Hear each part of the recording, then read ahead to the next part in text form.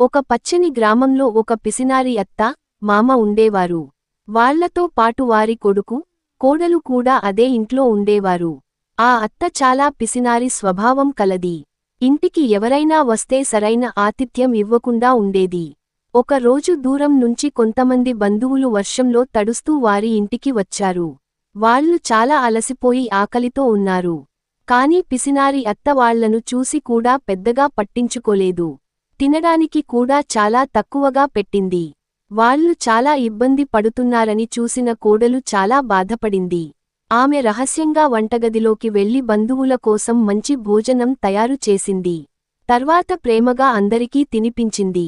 ఇది చూసిన అత్త, మామ మొదట కోపంగా ఉన్నారు. కాని బంధువులు ఎంతో సంతోషంగా తింటున్నారని చూసి వారికి తమ తప్పు అర్థమైంది. అప్పుడు కోడలు చెప్పింది, మన ఇంటికి వచ్చిన వారిని గౌరవంగా చూసుకోవడం మన సంస్కృతి అని. ఆ మాటలు విన్న అత్త, మామ చాలా సిగ్గుపడ్డారు. ఆ రోజు నుంచి ఇంటికి వచ్చిన ప్రతి ఒక్కరిని ప్రేమగా చూసుకోవడం ప్రారంభించారు. ఈ కథ మనకు చెప్పేది ఒక్కటే, మన ఇంటికి వచ్చిన అతిథులను గౌరవంగా చూసుకోవాలి.